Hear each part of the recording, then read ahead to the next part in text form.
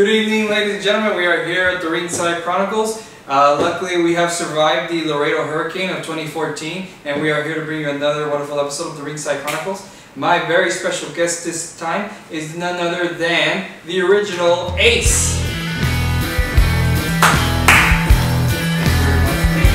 you. Have a seat here. Welcome to the show. Thank you very much for having me. I see you yourself are part of the Better Than Onyx movement. I am Better Than Onyx, and I'm fortunate enough to have a little bit of blood stain right there from my last match. We didn't win, but you know what? I still have a little souvenir. Absolutely. Someday maybe it'll be Onyx's blood. Right. Well, how did you enjoy that little storm we had? It was pretty intense. It was hot, and then all of a sudden I was driving down the street and I have a little Nissan Sentra. Oh. It's rare you think the Silver Bullet would have a badass pickup truck, but I have a Nissan Sentra, and the wind just almost blew me off the road. But it was exciting. I mean, it was something different, something you don't see that often in Laredo. The lights went out of my house. And really came in out of nowhere. I went out and it was dark, and I was gonna get a jacket, but I thought, nah, it never rains, so I'm not gonna need my jacket. And then by the time I got downtown, it was just pouring everywhere. I know, and it's like something Laredo's. It never rains, it never gets cold, whatever. People go crazy. There was a 18-wheeler that flipped over on its side. Yes, right on the loop. That's right. Right on the big highway, overpass, whatever. But it was pretty intense. Great. All right, so enough of the weather. How's the weather talk? Let's get down. Have you seen the show before? Of course, all the time, every single episode. This would be what, 5, 6. All right, we're going along. What do you think of it? How do you? Intriguing, fun. Cassandra was really interesting. We got to know a lot of stuff that I guess he didn't share with a lot of people. Last time I saw him on an interview was in Wrestle Talk out of Britain, but it was basically just a shoot or talking down to Conan, but I don't know anything about that. What their story is or their history. He was a great guest. Very classy, very professional, and very, very pleasantly surprised with how open he was. What I found intriguing that he's having a movie coming up. That is, yes, we will be bringing you a first look at that movie in a little while. Maybe later on we'll have an LWA movie, start from the beginning and to where we're Absolutely, we'd love to do that. Speaking of LWA, let's talk about your last match there. You're wearing the battle scars there. Yeah, no scars on his face. We wrestled Luke Crow, Cynico, the Hellblazers. Against When you say we, the Regulators, my attacking partner, Texas Joe, myself. That's right. We wrestled Luke Crow and Cynico. Basically, I don't remember too much. I had some liquid courage. Nah, just kidding. It started off as a regular tag match. Before we knew it, we did a regulator special where we just throw in kendo sticks, chairs, anything that we can. Right. We like to brawl, we like to hit people. Absolutely. And we don't hit softly, we hit hard. You have a very hard-hitting style, very physical. How did you develop that style? Is that, when you came in, in fact, let's just go all the way back. How did you get into professional wrestling? That's an interesting story. As a matter of fact, I was never into the regulator style. I was never into drinking beer, hitting people with kendo sticks. I started off with the promotion here in Laredo, Texas. Actually, I was deployed in Afghanistan, and his brother was my roommate. Well, the room next door. And they called him up, and they were talking about wrestling. How Mr. Deanda's son was actually wrestling, and I was like, you know what? I've always liked wrestling. I've always been intrigued into the wrestling style, whatever. From there on, they were like, hey, we would like a wrestling character, but military. Maybe one of the person from overseas can come over when y'all get back home and y'all will do a wrestling angle. And they asked around in Afghanistan, and here's the interesting thing. When we were in Afghanistan, my roommate, my personal roommate, his father used to be the wrestling promoter in Laredo. Okay. So we all had wrestling masks, and we used to have them everywhere we went. And we were popular. We were known as Team Puma. So we were in a mobile team, and we drive around in Afghanistan wherever we needed to go. We were actually the security force for President of the United States when he That's went, incredible. before he got elected. Right. He went to Afghanistan to visit, and we were actually a security force for him. So we put on the mask, and we were just really popular everywhere we went. People were intrigued, it's like, why are these guys wearing masks? And I guess we were more like the little rebels because we didn't have to stay in one certain place. Right. We were just moving up and down all the time. So we would just wear the mask, and people liked that. So that's where we kept it. Yeah, you got a taste of the fans. Of being like, hey, you know what? I'm popular because I have a mask, and I used to wear an Ultimo Dragon mask. And there was all Rey Mysterio, me, Máscaras, Cibernetico. Everybody had a different mask, and we just went around all the different bases in Afghanistan. And we had pictures and castles and all these other places that we just took pictures. So I mean, it was pretty nice. And when they said we want somebody to portray a wrestler, a military, and I was like, you know what? I've always liked wrestling, and I'll do it. So I came down, and boy, did I learn! I learned the hard way. What was that like? For getting who did you train under? There's two different styles. That's what I learned like that. There's lucha libre and there's American style wrestling. But I'm pretty sure there's other styles of wrestling. But when I came down and Ocho trained me, oh my God, that was hell. Chops like crazy. My chest was purple and pink and swollen. In lucha libre, they have something called castigos, where it's like a punishment if you do something wrong, they'll powerbomb you. Oh. And that's like the old school. Yeah. Everybody learned a different way. I learned the old school. They had a ring in the backyard. It wasn't backyard wrestling. That's where the promoter had his ring, and you went to school there. And you didn't get into the ring until your trainer said, you know, you're ready to come into the ring. So even before you've gotten into the ring, you're training. Yeah. Training to be, what was that kind of training? Cardio, endurance. And the funny thing is, you would have me run around the ring, each side, 4 sides, run in, put your knee on the ring, stand up, get back down, and go around each side. And I learned real quick that wrestling isn't easy.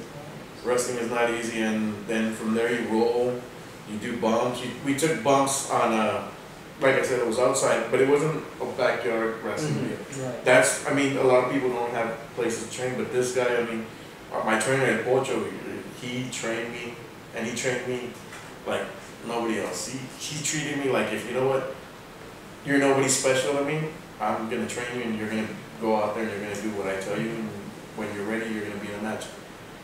And I'm not going to lie, the first time he said, you're ready, I went out there, and the night of, he was like, you know what, you're not ready. Wow. So that was learning pain, my dude. You still needed to polish up. Yeah, and I had my family there. Everybody was excited, and then he said, you're not ready, you're not coming out. Wow. And you know what, I respected that, because you know what, I knew deep down inside I wasn't ready. I didn't know all the moves yet, but he had said, you know what, we're going to try you out. But I wasn't ready. Yeah. And I would imagine that's, you know, it's not just so the fans get a good show, but it's really for your safety. If you're not ready, you're gonna get hurt. You know, if you don't know how to protect yourself. Oh yeah, and I learned quick, and it was hard. It was sad having my family there, my grandma there, and my mom, my dad, my girlfriend at the time, having them all there, and then it's like, you're not coming out. Didn't get to make the show. And it was like, man.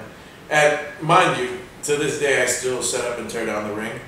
I set up the ring that night, and I tore down by myself. Wow. Everybody left, all the wrestlers left, whatever. My girlfriend left. It was in Miranda City. My girlfriend left, and she was like, you know what, I'll wait for you in Laredo. And it was like 2-3 hours before I came home, because I tore down the ring, loaded on the trailer by myself, and you know what, it's part of paying dues, and I still do it, you know, because to me it's fun. You get to interact with all your other fellow, it's either wrestlers, new people that are coming in that are helping the business, and it's like, it was fun to me, and to this day I still think it's fun to set up the ring. It's a getaway from the hardships of life. I see it as like, you know what, I get to be with the boys. Yeah. So I don't mind setting up the ring. I like setting up the ring. Anybody in the LW will tell you, I'll set up the ring all day by myself. Fantastic. So it's fun. When were you finally ready, and what was that first match like? To tell you the truth, I went through different teachers. I went through El Pocho was a great teacher. From one day to the next, things changed. I didn't know what happened. So from one day to the next, things changed, and we went to a different location to train, and we trained with Estelaris. And then from Estelaris, everything just stopped completely. And then from there, everything was lost. Like, we didn't know what was going to happen. So from there, we sat down. They decided to make a committee for the promotions. And from there, it was like, what do we do next? What's going to happen next? So they set up a show at the American Legion downtown, and I kind of got demotivated of what's going to happen. And I didn't want to be like, I was like, you know what, if people are telling you you're not ready and we're going to do it when we want to do it. And I was like, you know what, I don't want to do it on my own. So I left, a couple of other guys left, and then from there, the spark, you know what? And that's how little things happen. I'll get to that later. We created the LWA, and it was Leo de Anda, George Benavides, myself, and we're like, you know what? We can do this on our own. I mean, we're having our training. Why don't we just go aside and we do it on our own? And it was tough. We got told every word in the book. We got basically told by every child out there that we were gonna fail and that we weren't gonna do anything. So the night that we were getting ready to do it, I rented a ring, and they told me, you're gonna move it yourself. So it took us a week, literally a week, to move the ring from one location to the other. We had one pickup truck, and it was like what used to be, I think, an old boxing ring. So the side panels were about maybe like 400 pounds, give or take. It took 4 of us to pick it up, put it on the truck. We took 2 panels. It took us a whole entire week to move the ring.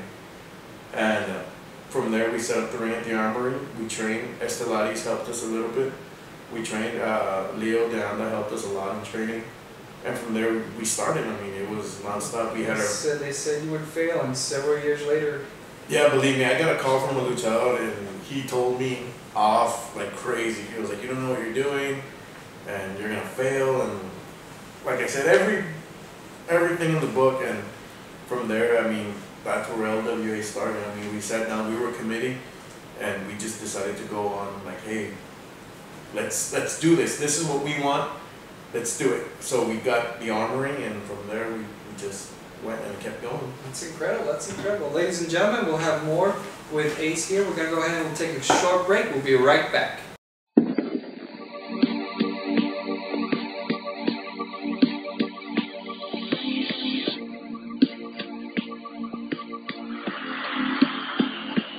Y vamos a darle la bienvenida a una leyenda del cuadrilátero. Leyenda dentro de lo que es lo exótico. Señoras y señores, chiquita pero picosa, la reina del cuadrilátero, ¡Cassandro!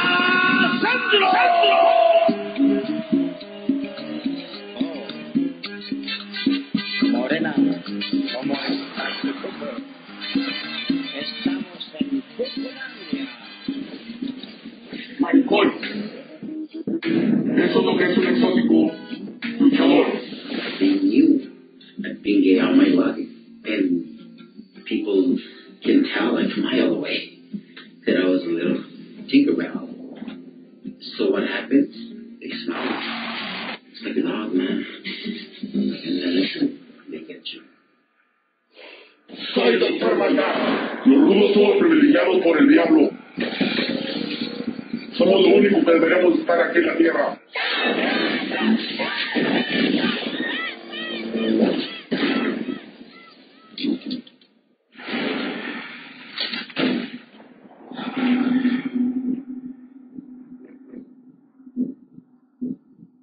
I'm only gay up my ass, but you come and get me right now, and you'll see who I am.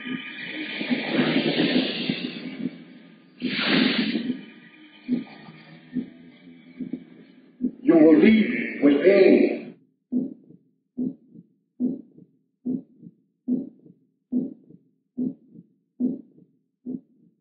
This is Honky Tonk Man, greatest intercontinental champion of all time. I'm saying thank you very much. The Institute, Mind, Body, and Wellness Urgent Care. Welcome back, ladies and gentlemen. I'm here with my special guest, Ace. We're going over his career, and we're talking about right now the genesis of the LWA. What was that first show like? What were you feeling? What were the emotions there? I was nervous. George was nervous. Leo was nervous. But you know what? It was a free show. We didn't know what we were doing. To be honest, we were just, we're just going to do it to prove everybody wrong. Mm-hmm. And we did it, and it was amazing. We expected, like every other indie show, I'm not going to lie, people have had 30, 40 people. We've had an LWA show where we have about 60 people, maybe a little bit less. But as soon as you walked out, we see about 200-300 people, maybe 250. They were like, wow. The media was there. Patrick Nelson at the time, sports anchor from Pro 8 News, had helped us out, and he was in a match, and it's like, whoa, there was actually people watching us. And as soon as that show was over, we went to the back. Everybody was like, wow, we did it. Thanks, guys. We shook each other's hand, and we got ready to leave. And we walk out, and people were like, when's your next show? That's great. I'm sure that felt good. We just looked at each other, and we're like, we didn't know what to say. So we were like, okay, well, after this is over, let's decide when we're going to have a next show. So our first show was in October. We didn't regroup till March. Mm-hmm. So from October to March, we were gathering talent, helping them train. From there, we just started coming up like different characters, like you say. And it was ever since then we've always brought somebody different into LWA, a different variety of luchadores, wrestlers, big names, and all different kinds. We always try to bring somebody new, somebody different, and you always have your favorites: Spartan, Matt One. Who else is out there? Burhan. Nobody likes him. Onyx. I'm better than Onyx. I hope you get this shirt too. You can get it at the LWA event. Concession stands. Yes. Merchandise. At the merchandise, and There have been some, the LWA's had some big names over the past few years. Cajegas, Honky Tonk Man did a show recently. That was a great show. We could go on and on about the LWA, obviously, but I'd like to go ahead and just focus a little bit more on your career right now. Right now, you mentioned the Regulators. How did you and Texas Joe get together as a team? When I first started, I was more of a luchador because that's how I trained. That's how I knew that's what I knew. I didn't know that much American style wrestling, being that I was taught by luchadores. So I started off with big baggy pants. That's it, ace down the side. One of those Under Armour shirts, same color, sometimes different. Face paint.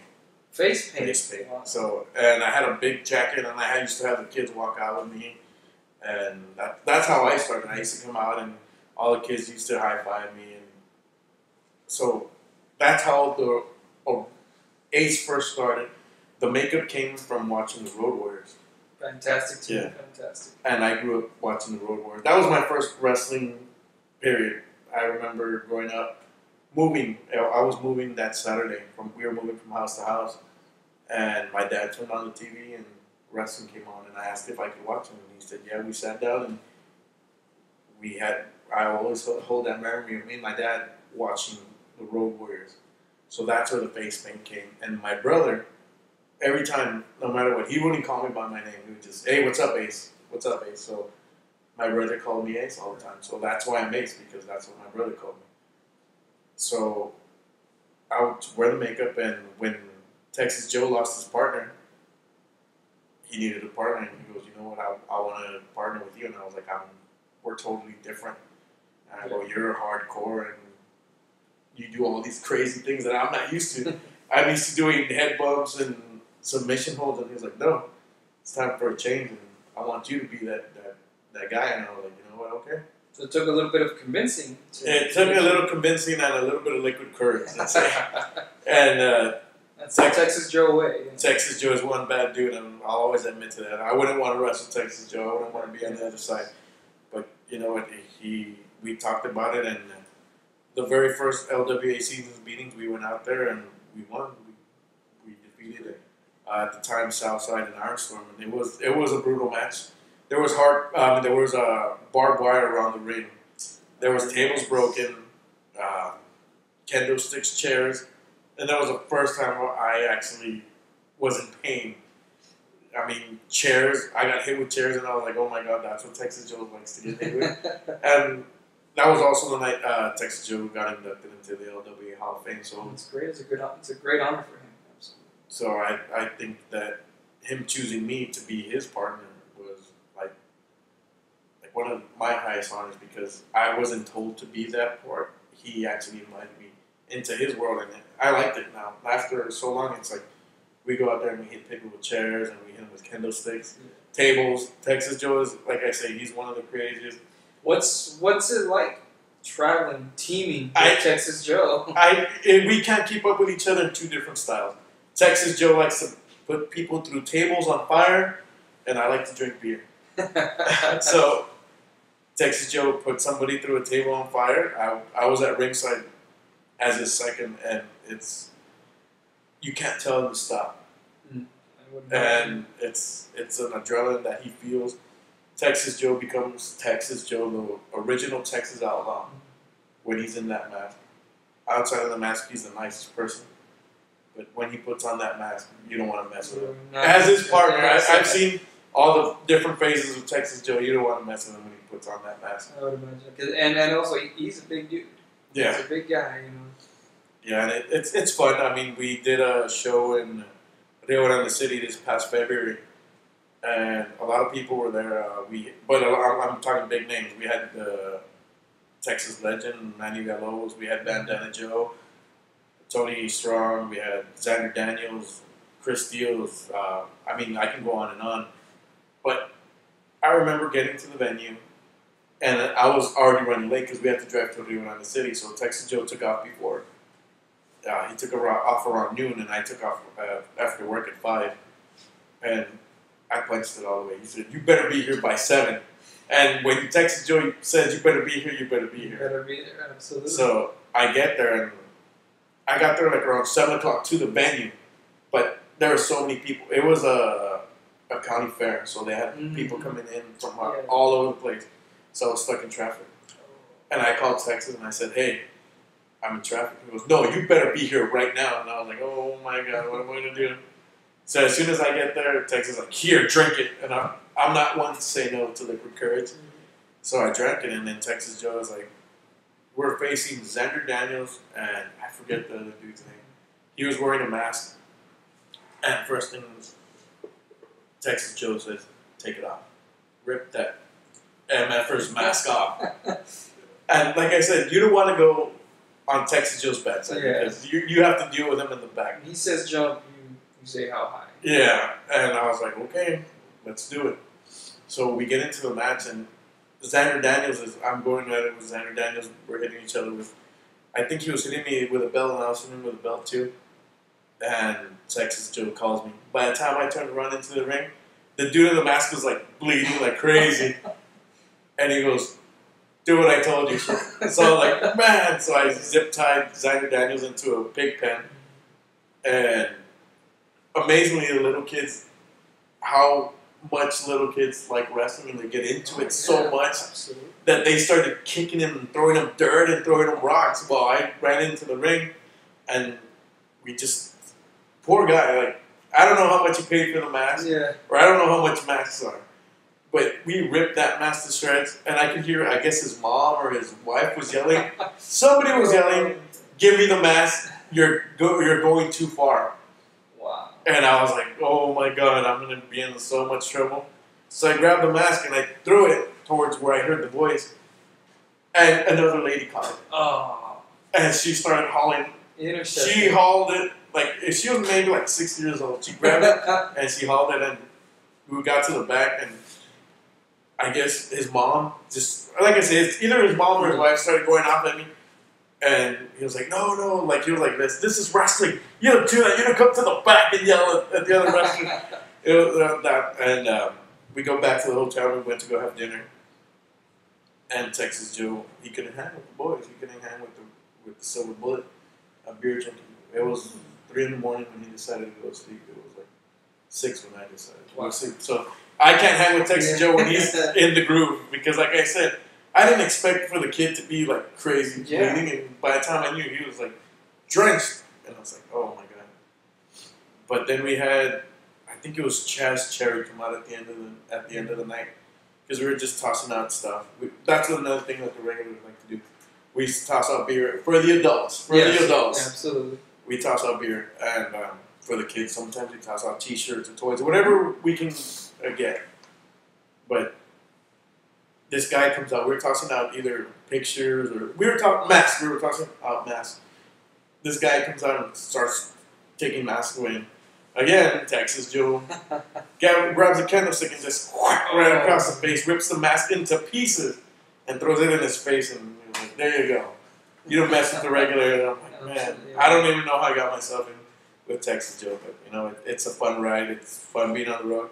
It's fun to piss him off, but you know, it's just fun being around Texas Joe. That sounds like. And a true fact, he lives about 6 blocks away from my house. Wow. Yeah, that's great. Ladies and gentlemen, we're here with Ace. We are going to go ahead and take a quick break, but first we're going to take a special look at Barbie Hayden, and we'll be right back after that.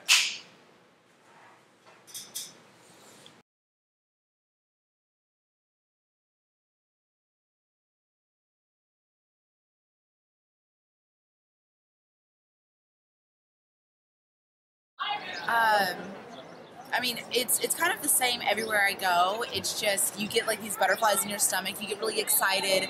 You get kind of nervous, and then as soon as you get through that curtain, it's just like the switch turns on, and you know that you're meant to be there. You know that you're meant to do that. And you feel the energy from the fans, and it's very overwhelming. It's a really good feeling.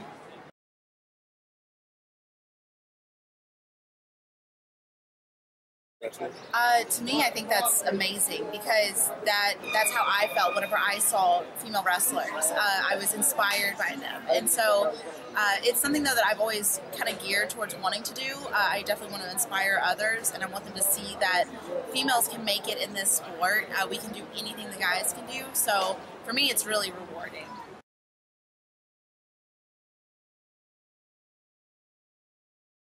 I got into wrestling because of my boyfriend Houston, Carson. He was a fan his entire life, and he kind of introduced it to me. He took me to a live event. It was a WWE event, and whenever I saw the girls up there, they were just strong, they were powerful, they were beautiful, and I was like, oh my God, that is everything I want to be. You know, I aspire to be, and so it just kind of inspired me that I wanted to be just like them, and that's really what got me into it.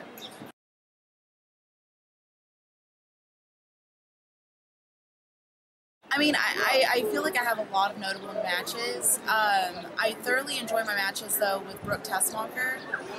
She is just such an athlete, and she's so professional in and out of the ring. And when it comes back to talking about women being inspiring, she definitely kind of tops that list. So to be in the ring with her was really an honor for me.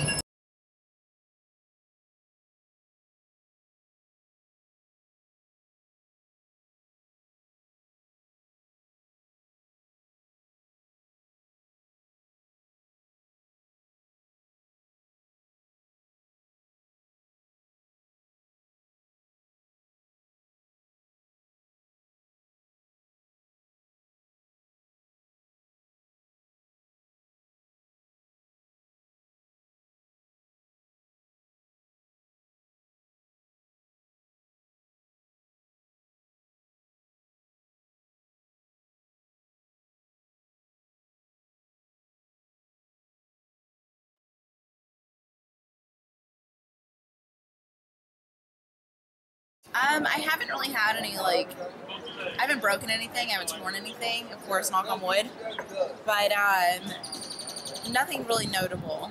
You know, I try to keep that hidden anyway, you know, just try to work through it. Right.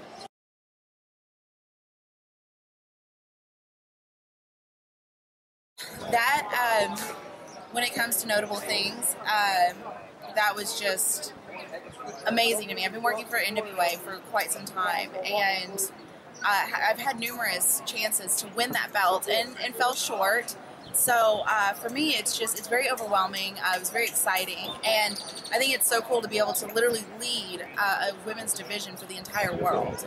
You know, to be on top of that heap, I definitely feel like I should be there. I've worked very hard, and I plan on staying there for a while.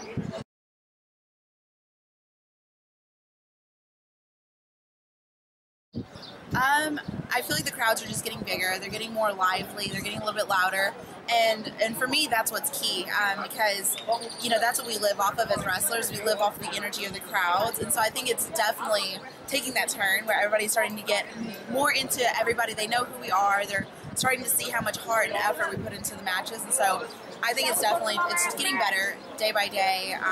The crowds are progressing. We're progressing, and it's a really fun learning experience, growing experience.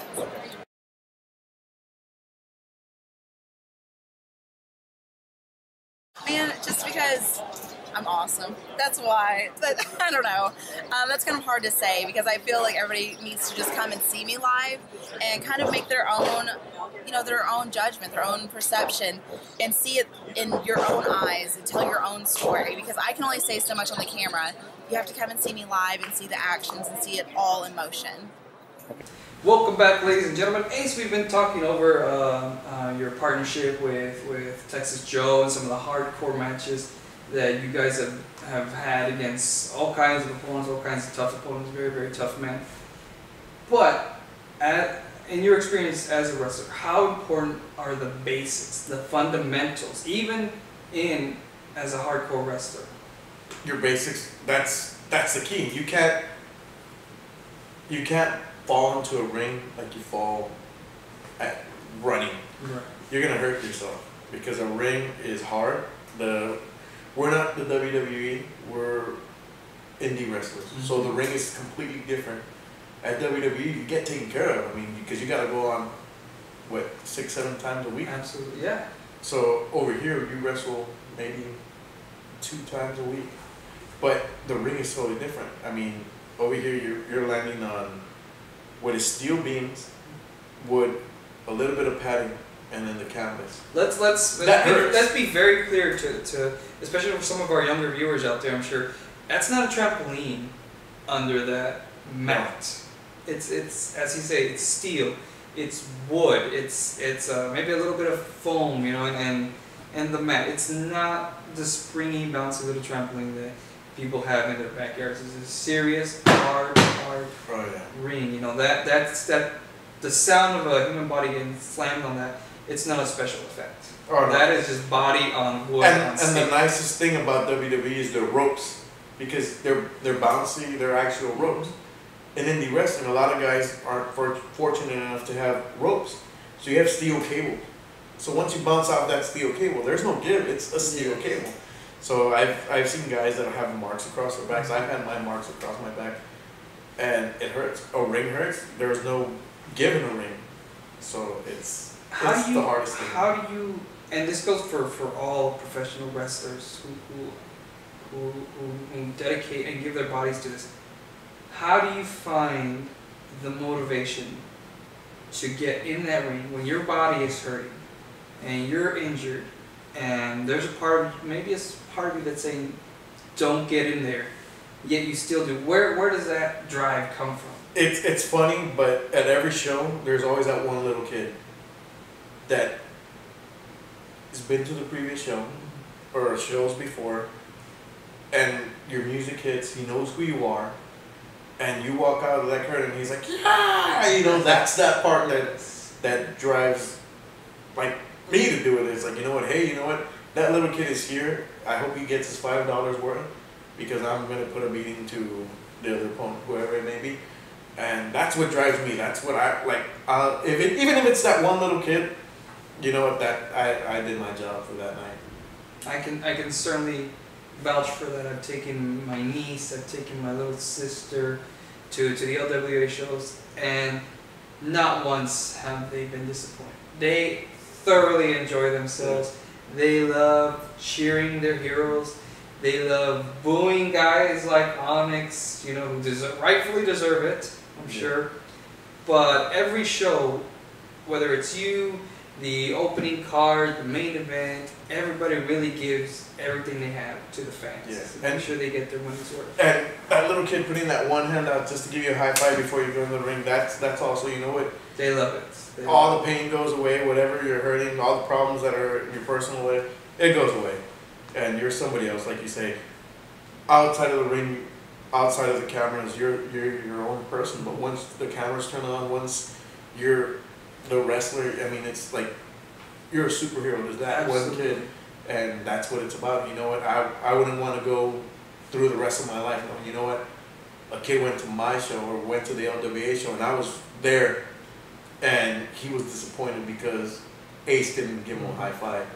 And that's what the Regulators do. We stay out till we make sure that everybody got their high five, got their smile, and like I said, we throw out beer to the adults, we throw out toys, we throw out whatever we can. And it's coming out of our pocket to our fans because you know what, that's what we work hard for.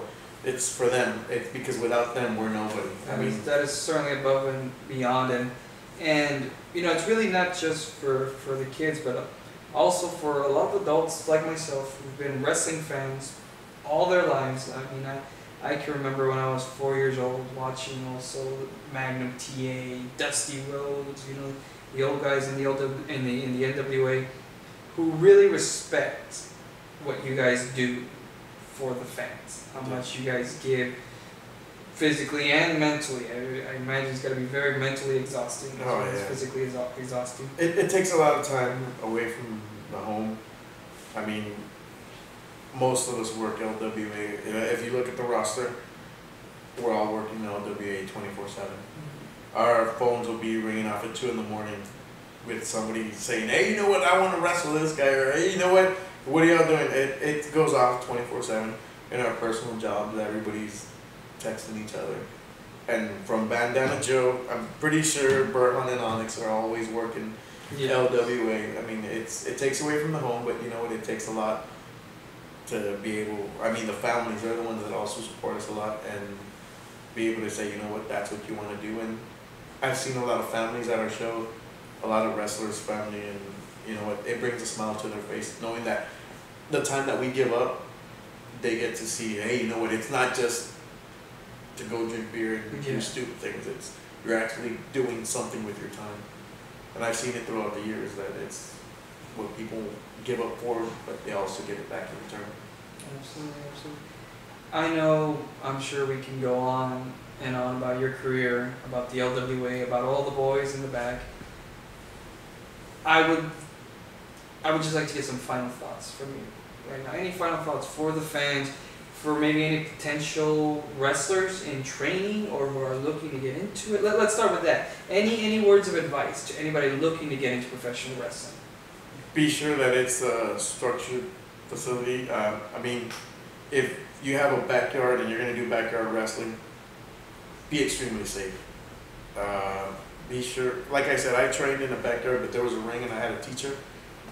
If you have a teacher, somebody that's been there, they don't have to make it to WWE status. They don't have to be making it worldwide status. I mean, there's people out there that are trained wrestlers. They're really good at what they do, and they'll help you. Like they have a great mind. El Pocho Estelari's trained me, and look at Estelari. He's one of the biggest indie stars in Laredo, in Mexico. He's done some great things. I mean, so it's like you can't knock him for what he's done or what he's doing. And get a ring.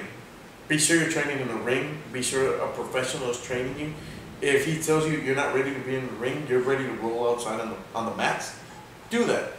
But make sure that there's a ring. Don't be on a trampoline. Trampoline is the easiest thing to get hurt. A spring pops and pokes you in the eye and you fall on the trampoline. We've all seen the America's Funniest Home videos and YouTube videos. Don't be on a trampoline. That's the one thing. If you're gonna do backyard wrestling, do it on a structure. I mean, that's all it takes. Find somebody. There's eBay. You can buy a ring. A ring. Just a ring. Pads outside if you're gonna do pads outside, and that's it. Don't do it on a trampoline. Any final thoughts for the fans? What can Laredo fans expect from Ace, the Regulators, Texas Joe? Any upcoming events that the fans need to be made aware of? LWA is, like I said, I've been part of the LWA since day one. LWA is not going anywhere no matter the day. We're going to have a show. If we say we're going to have a show, we probably are going to have a show. We've had shows once a month for the last 3 years. So, I mean, I hope everybody has a good time when you all come out. May 24th, we're going to be at the Texas Army National Guard Armory. LWA Redemption. Mad One Spartan 2. Mad One Spartan 2. I mean, first I was in the back, and then I had to come outside. I heard a lot of noise. So I actually got to watch them in Spartan doing that homage to the Ultimate Warrior. It was amazing. I actually painted my face halfway for the Ultimate Warrior, but that's another story. And Spartan, big ups to you for doing that. Like I said, man, this is a short show. I can go on forever. Yeah, no, we could go on for hours, absolutely. I would love to have you back on again. I know there's plenty more to discuss about your career.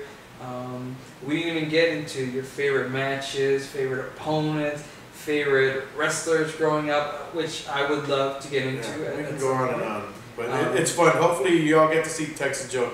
Texas Joe will give you all the story, but that, like I said, Texas Joe is another story, and Texas Joe is another character, and Texas Joe will give it to you the real way. And Texas Joe doesn't candy coat anything, so. Texas Joe is one of my best friends. He's, like I said, he lives a few blocks away. I would die for the man, and that's coming from my heart, and not a lot of people can say that. And Texas Joe, he's been through the road.